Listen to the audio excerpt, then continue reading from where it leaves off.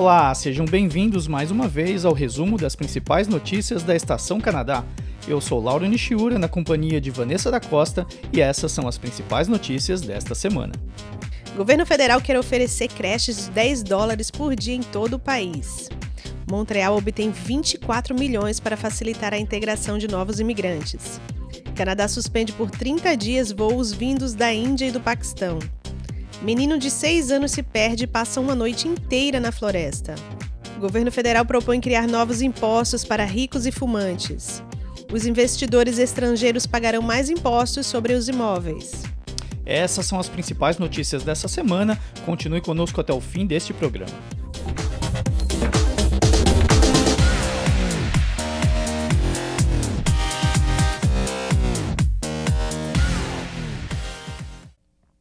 O governo federal quer oferecer creches de $10 por dia em todo o país. O governo federal se inspira no Quebec para criar creches de $10 por dia em todo o país. Para isso, Ottawa investirá $30 bilhões no programa em 5 anos. A ministra das Finanças, Chrystia Freeland, disse ao apresentar o orçamento que aquele era um compromisso histórico e agradeceu aos líderes visionários do Quebec por mostrar ao resto do Canadá o caminho a ser seguido. A criação do sistema pan-canadense de creche é a medida principal do atual orçamento. Ela foi apresentada como uma infraestrutura social que estimulará o emprego e o crescimento. Ottawa dividirá em partes iguais com as províncias os custos das creches. O objetivo é diminuir pela metade os custos para os pais até o final de 2022 e depois oferecer uma vaga por $10 a todas as crianças até março de 2026. A partir daí, para manter o sistema, Ottawa investirá 8,3 bilhões por ano. Quebec terá a sua parte, mas os termos de um acordo assimétrico ainda serão negociados entre governos federal e provincial. Segundo a ministra Freeland, o Quebec terá recursos suplementares que servirá para apoiar ainda mais o seu atual sistema. Atualmente, há 51 mil crianças em fila de espera por vaga em uma creche subsidiada na província. Muitas famílias chegam a pagar mais de $60 por dia por não poderem mais esperar por uma vaga. Os funcionários federais não informaram quantas vagas serão criadas, nem quanto cada província receberá. Esses detalhes serão discutidos bilateralmente com cada província. Olha, uma ótima notícia para todo mundo, porque a gente que está acostumado com isso aqui no Quebec sabe o quanto isso faz diferença na vida das famílias, né? Verdade. Mas, assim, também tem o seu lado negativo, dependendo de como que serão essas creches e todo o processo. Foram longos anos, né, de existência de creche subsidiada aqui no Quebec e tem as suas creches ruins também, seus impactos. Porém, normalmente as subsidiadas pelo governo são as de melhor qualidade. Então, vamos ver como é que vai ser esse programa. É tudo muito inicial ainda, é apenas uma proposta no orçamento, é uma intenção e uma campanha política também, né? Claro, tem uma campanha política por trás, mas eu acho que se o programa for realmente levado adiante, o Canadá tem muito a aprender com os modelos já aplicados no Quebec há anos. Ah, sim, né? Com certeza. E deve aplicar as melhores práticas desse modelo. Então, eu acredito que para quem aí está em algumas províncias que tem muita dificuldade com a questão de creches, essa é uma excelente notícia, né? Novos horizontes aí para essas pessoas que precisam trabalhar muitas vezes e as creches tornam aí o trabalho praticamente inviável pelo valor, né? Sem dúvida, a necessidade de se deixar as crianças em um bom lugar, ela é real, ela é atual e faz a diferença economicamente falando. Mas também tem todo o lado de se estudar os impactos na formação das crianças, né?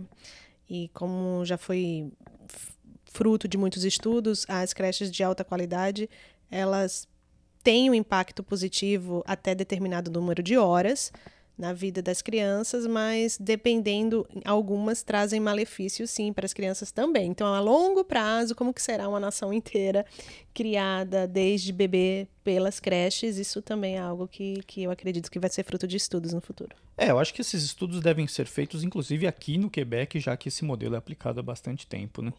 Vamos aguardar aí para ver se isso vai ser levado adiante, mas acho que em termos financeiros, sim, vai econômicos ajudar muita e financeiros, coisa, né? sim. Agora, do desenvolvimento infantil é um outro critério. Montreal obtém 24 milhões para facilitar a integração de novos imigrantes. Montreal acolhe 70% dos novos imigrantes que chegam no Quebec.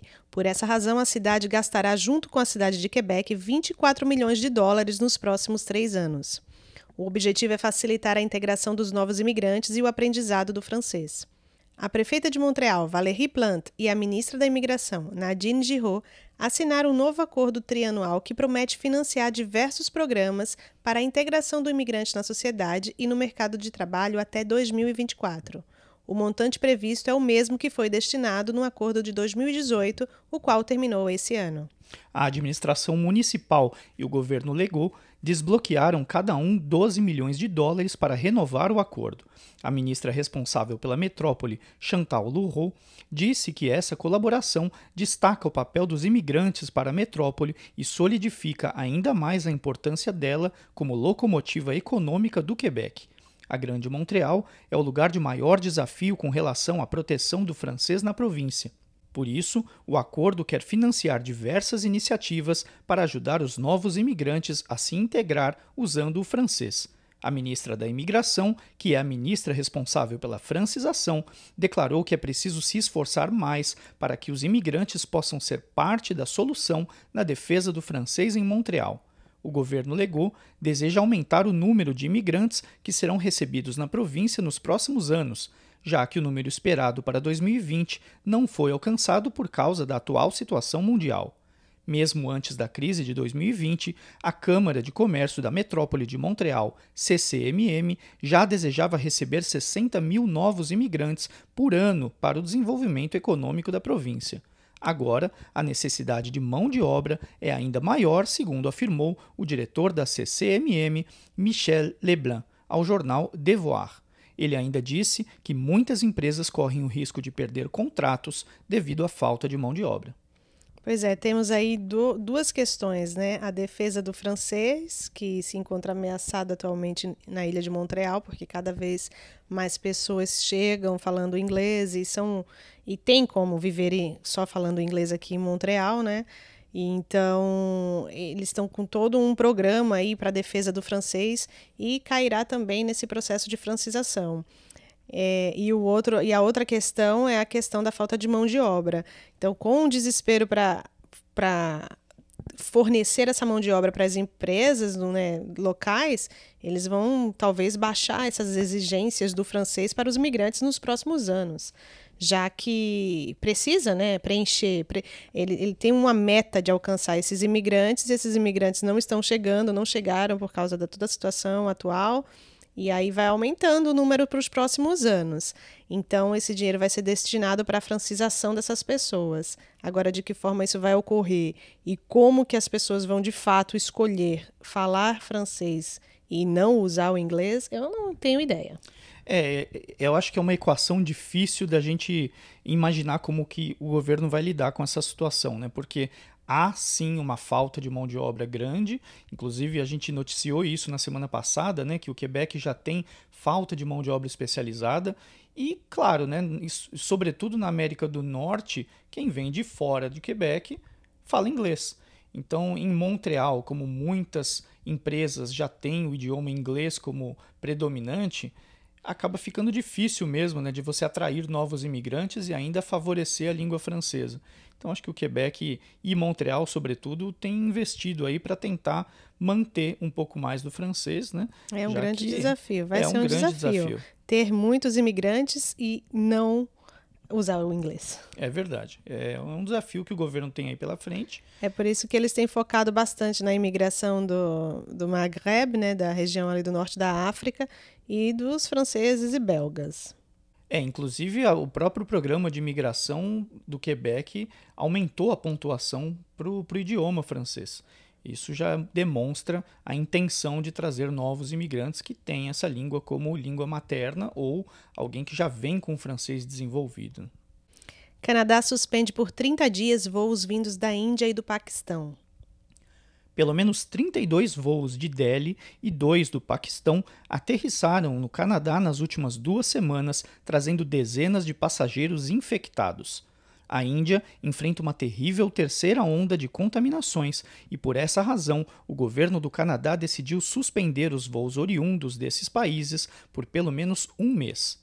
Na última quarta-feira, já haviam sido registrados na Colômbia Britânica 39 casos de infecção com a variante que assola a Índia, chamada de dupla mutação. No Quebec, já foi registrado o primeiro caso dessa variante. Segundo o ministro dos Transportes, Omar Al-Gabra, estão proibidos voos de passageiros comerciais e privados, mas transporte de carga ainda estão liberados, principalmente para garantir o transporte das vacinas e dos equipamentos de proteção individual. Porém, o envio de vacinas para o Canadá foi suspenso pela Índia pelo menos até junho, devido ao aumento gigantesco no número de casos no país.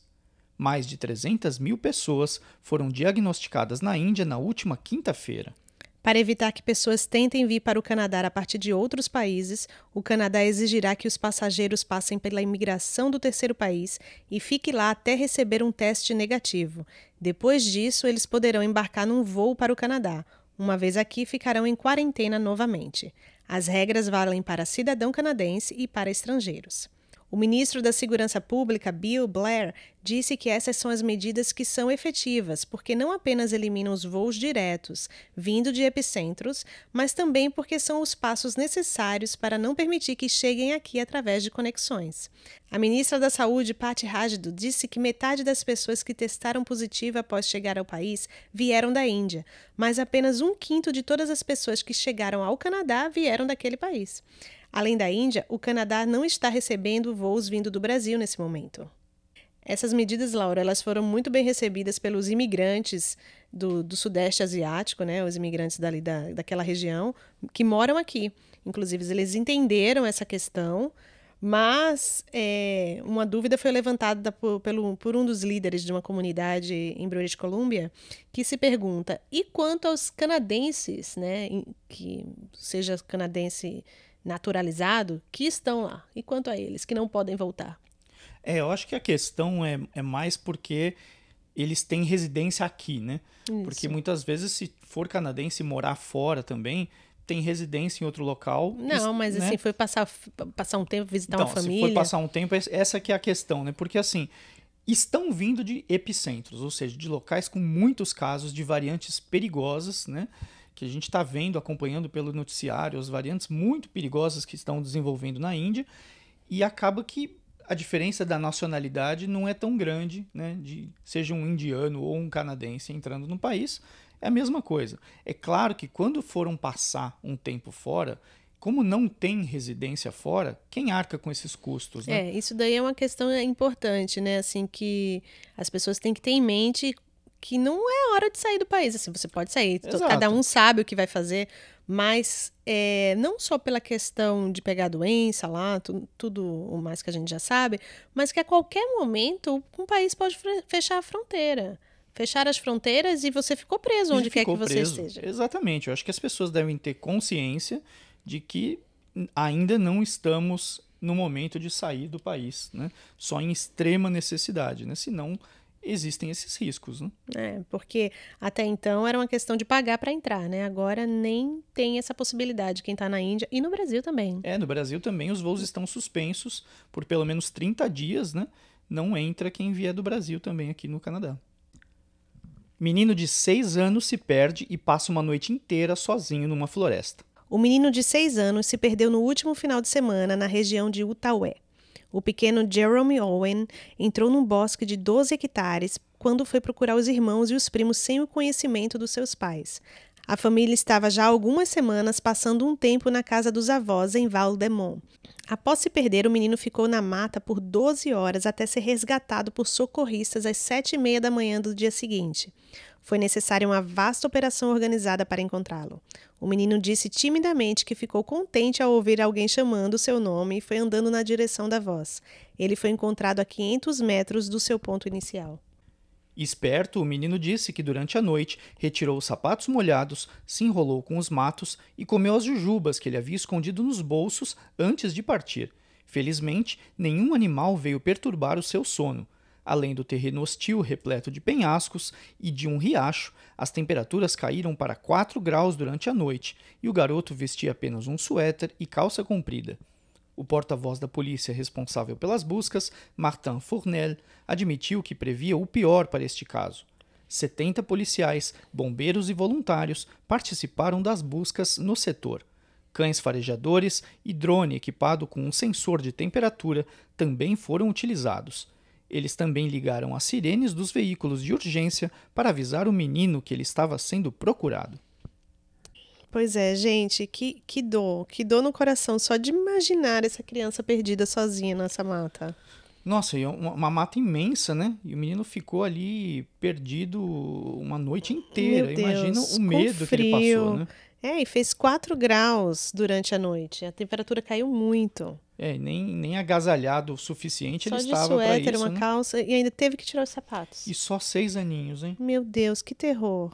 Mas olha, ele Tadinho. foi muito esperto até, né? Para você conseguir Sim. sobreviver nesse... Porque ele estava com sapatos molhados ainda, imagina. Sim, imagina o Poderia- frio. A gente vai dormir, vai acampar, pega 5, 10 graus, fica morrendo de frio. E agasalhado dentro de uma barraca, né? Meu Imagina... Deus, essa criança do lado de fora, tudo molhado. Nossa, olha, Senhor, graças um a milagre, Deus encontraram né? Foi um ele, milagre né? E- isso. Sim, sim. Porque até os próprios policiais, eles às 3h30 da manhã disseram para a mãe que já não tinham mais esperança. Então, é muito difícil, né? Uma criança dessa idade sobreviver Eram sozinha, muitos né? os perigos. E olha que isso aconteceu, acho que há 2 semanas atrás, em outra mata ali, perto de Toronto. Acaba acontecendo muito, né? Era uma criança de 4 anos da outra vez. Então tem que tomar muito cuidado com... Aqui é um lugar assim muito cheio de natureza, né? O canadense ele gosta de se enfiar pelos matos e tudo mais. Mas é um alerta isso aí. A criança, sem querer, A criança vai entrando, né? E não consegue sair, num né? piscar de olhos, desaparece. E ninguém acha mais, né? É muito perigoso. Muito difícil perigoso. de encontrar, não sei, as equipes de resgate, você veja isso aí. Quantas pessoas, 70 policiais, bombeiros e voluntários. E demoraram 12 horas para achar a criança que estava a 500 metros do ponto inicial. Foi encontrado a 500 metros, né? Mas nessa hora eu acho que as buscas devem ser assim, numa área muito grande, porque essa mata tem mais de 120 mil metros quadrados, né? É um lugar imenso, né? E perigoso. Eu acho que os policiais devem ter ficado, inclusive, preocupados com tanto perigo que Pois tem, é. né? Os Penhascos, penhascos e tudo mais. rios, Meu né? Deus. Uma criança de 6 anos, né? Pois é. Fico alerta, né? Para que as pessoas fiquem sempre de olho aí nos filhos, principalmente próximos de áreas A como natureza, essa, né? Selvagem, lugares selvagens, é sempre bom estar atento. Graças a Deus, um final feliz, encontrar um menino que está bem. Governo federal propõe criar novos impostos para os ricos e para os fumantes. Para ajudar na recuperação econômica, Ottawa propõe, a partir de 1º de janeiro de 2022, aumentar as taxas dos canadenses mais ricos. O governo afirma ter a intenção de impor uma nova taxa sobre os produtos de luxo para uso pessoal. Segundo a ministra das Finanças, Chrystia Freeland, a taxa se aplicará a carros novos e aviões privados com valores acima de $100 mil e barcos de passeio com valor acima de $250 mil. A nova taxa será o valor mais baixo das duas seguintes opções: 20% do valor excedente ou 10% do valor total do bem. Segundo a ministra Freeland, é justo pedir a quem prosperou durante esse triste ano que faça um pouco mais para ajudar quem continua precisando de ajuda. Ottawa estima que esta medida aumentará a receita em $604 milhões em 5 anos. O governo federal também taxará mais os fumantes. A partir de terça-feira serão cobrados $4 de imposto de consumo do tabaco numa caixa com 200 cigarros. A medida visa diminuir o consumo e atingir o objetivo de baixar para menos de 5% o número de fumantes no país até 2035. Além disso, ela aumentará, a partir do orçamento de 2021-2022, a receita do país em $2,1 bilhões em 5 anos. A ministra ainda ressaltou que o tabagismo é a principal causa de morte prematura evitável. Ottawa também deseja taxar os cigarros eletrônicos e diminuir assim a sua utilização crescente pelos adolescentes. No orçamento foi ainda lembrado que esses produtos são maléficos para a memória e concentração. O governo federal tem a intenção de criar uma taxa de aquisição de produtos de vaporização. Isso se aplicará aos líquidos que contêm ou não nicotina, produzidos no Canadá ou importados. A intenção é cobrar $1 de imposto para cada 10 ml do líquido de vaporização. Olha, eu acho justo aumentar os impostos, já que quer aumentar a arrecadação. Como houve muitos gastos, né, o governo quer aumentar essa arrecadação, eu acho justo aumentar essa arrecadação dos mais ricos, né? Uma vez que a classe média sofreu bastante aí por conta desse ano, muita gente perdeu o emprego, inclusive. Então, acho que quando as pessoas que têm mais dinheiro adquirirem bens de luxo, como veículos acima de $100 mil ou barcos acima de $250 mil, aumentar a taxação temporária em cima desses bens, eu acho que é uma maneira talvez mais justa. É interessante que eles colocaram a taxa em cima de bens de consumo de luxo, né? Eu acho até mais justo até do que colocar na renda da pessoa, porque Exato. aí eu já não entraríamos em outros critérios, mas agora com relação à compra de bens desnecessários, digamos assim, né? É mais fácil e menos, não sei, talvez menos invasivo na riqueza dos outros. Né? Mas o que eu achei interessante é a parte onde ela diz que muitos desses ricos, eles lucraram com toda essa situação, alguns, né, deles. Eles se beneficiaram de tudo que aconteceu, como compras online, os que puderam, né, ter novas maneiras de existir diante da situação que se instaurou no país. Então, que seria justo esses aí pagar um pouco mais. Eu acho que faz sentido, né? O governo vai precisar, a gente até comentou, né, em programas passados que o governo inevitavelmente teria que buscar novas fontes de receita para arcar com essas dívidas que foram inesperadas, mas que necessárias. Então, eu acho que buscar dessas formas como bens de luxo e também em relação à medida do tabaco, eu também achei interessante, né? Você combate também um problema de saúde e aumenta esses impostos, ou seja, diminui o tabagismo, diminui os riscos de adolescentes, principalmente, que estão indo muito usando esses cigarros eletrônicos, diminui o incentivo a essas práticas e aumenta a arrecadação. Eu achei uma medida justa. E a longo prazo diminui os custos com o sistema de saúde em decorrência do uso do tabaco. Exato, eu achei uma medida justa e que, pelos valores que eles falaram aqui, né, de aumentar a receita em 2,1 bilhões... Eu não gosto muito de usar a palavra justiça para cobrança de impostos, mas é uma necessidade. O Canadá tem um alto custo para viver aqui.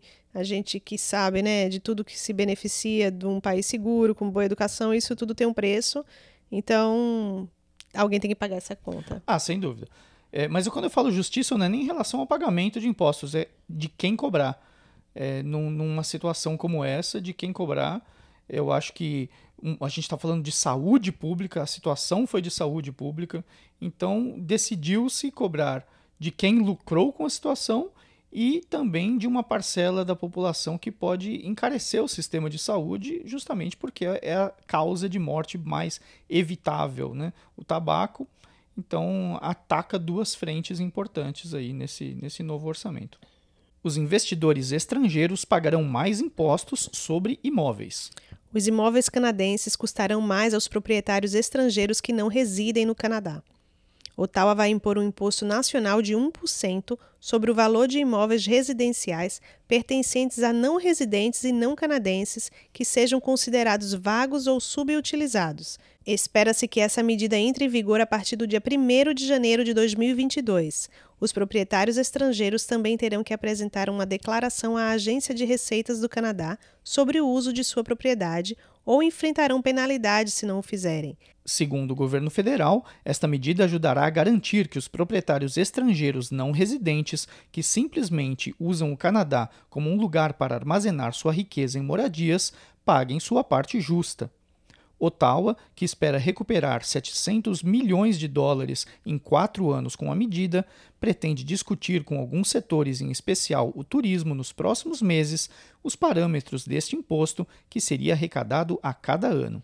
Vamos deixar claro aqui para talvez quem esteja no Brasil e que ainda não saiba, o Canadá ele está passando por uma situação muito complicada com relação ao aumento dos imóveis. Isso impacta sobretudo as futuras gerações que não terão como iniciar a sua família, a compra do seu imóvel, porque o aumento foi assim gritante nos últimos 10 anos para a aquisição de um imóvel no país. Inclusive, eu li há algumas semanas mostrando sobre o mundo, os países mais ricos do mundo. O Canadá é o país onde mais se valorizaram os imóveis. E essa valorização, ela não é real, ela não é uma valorização porque o país ficou rico demais, porque veio gente demais morar aqui. Não, ela não é baseada nisso, mas em outras questões que fizeram com que os valores do imóvel subissem tanto de preço, aumentassem tanto. Principalmente a especulação imobiliária de estrangeiros, né? Sim. Começou na Colômbia Britânica, em Ontário aumentou demais também nos últimos anos, e agora no último ano e meio, a região de Montreal, principalmente no Quebec, foi absurdo o quanto aumentou, né, o valor dos imóveis. Pois é, e quando eu digo que não é real, é no sentido de que há muitos outros lugares onde se atraem muito mais pessoas para morar, onde se tem mais oportunidades de negócio, de investimentos, de lucrar, de fazer dinheiro no mundo, e nesses lugares o preço dos imóveis não subiu dessa forma, como subiu aqui. Então, ela não é baseada nisso, mas, de fato, numa especulação imobiliária. E por isso que ele está aí, né, criando esse novo imposto. Mas o que eu tenho a dizer é que eu não vejo como cobrar 1% do valor do imóvel vai garantir que a situação mude. Vai apenas arrecadar mais impostos. Ótimo, mas o que 700 milhões de dólares vai fazer de diferença para o país sair dessa situação? Gerar mais renda para as novas gerações, para que elas consigam competir com o dinheiro de pessoas que estão lá nos seus países fazendo-se lá, sabe o quê, para serem bilionários e virem aqui colocar tanto dinheiro no país. 1% não muda muita coisa, mas ele é anual, né? A diferença desse imposto é que ele é anual, ou seja, não é só na aquisição do imóvel. Quer dizer, a pessoa que pretende comprar um imóvel para especular e deixar 5 anos parado, vai saber que vai pagar 1% em cima do valor atualizado do imóvel a cada ano. Então, talvez afaste algumas pessoas, talvez. Eu acho que muito poucas que de fato comprariam com essa finalidade, né? E a gente está falando de milionários. E não é milionários assim que esse é o negócio da vida da pessoa, que vai construir prédios, que vai fazer realmente um investimento. Né? Não, é especulação, mera especulação imobiliária. Mas tem também o caso de lavagem de dinheiro. Tem muitos casos, né? Nós vimos aí muitos casos na Colômbia Britânica de lavagem de dinheiro, onde as pessoas simplesmente trazem um dinheiro ilícito do exterior, compram um imóvel, compra vários num bairro para fazer o bairro valorizar e assim vender esses imóveis e lavar esse dinheiro. Então isso acontece e eu não sei realmente. A grande questão é por que vieram para o Canadá? Eu acredito que deve ter leis muito mais rígidas nos Estados Unidos que não permite esse tipo de coisa lá. Talvez na própria aquisição do imóvel, talvez tenha que pagar mais caro. Eu não sei, por que será, hein? Então, que talvez, o Canadá foi escolhido nesse caso de lavagem de dinheiro, especificamente. Mas talvez esses outros países já utilizam algumas medidas de proteção, como um imposto desse, por exemplo, e aí acaba afastando e essas pessoas vinham para o Canadá. Talvez um imposto como esse também afastem essas pessoas do Canadá e vão para outros lugares. É possível. Mas, mais uma vez, né, eu acho interessante a medida como o Canadá apresentou nesse orçamento como vai arrecadar mais para cobrir esses gastos deste último ano. Né? Mais uma vez, atacando não na população canadense. Né? Ataca, por exemplo, estrangeiros que vêm investir para especulação imobiliária. Ou seja, tentou-se o máximo possível, ou em grande parte, não criar um impacto muito grande de impostos na população canadense. Eu achei uma medida, 700 milhões parece que não é tanto, mas deve ajudar bastante, né, nessa retomada. E eu acho justo também conversar com o pessoal do turismo, porque eu acho que essas pessoas, esses milionários que vinham para o Canadá para comprar esses imóveis, acabava também gastando muito com o turismo durante esse período. Mas se o turismo vai dizer não quero que aplique este imposto porque isso vai impactar demais o turismo, não sei se chega a impactar tanto assim. E esse foi o resumo das principais notícias da semana aqui no Canadá. Continue nos acompanhando todas as semanas aqui na Estação Canadá. Toda segunda-feira você tem o resumo das principais notícias para começar a sua semana bem atualizado. Muito obrigado pela sua audiência e até a próxima. Tchau!